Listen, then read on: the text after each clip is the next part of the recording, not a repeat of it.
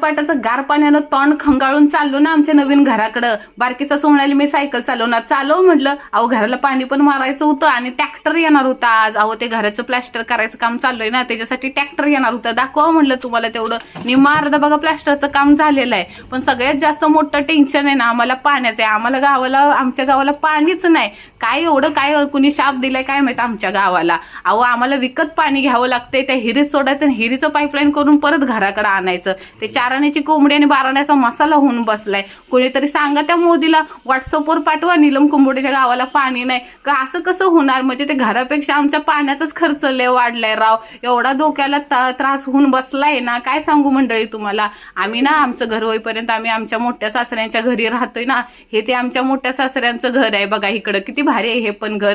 सासऱ्यांनी येता येता मस्तपैकी आठवडी बाजार घेऊन आले आणि वाळूक व ती काकडी, काय गावची ताजी ताजी काकडी.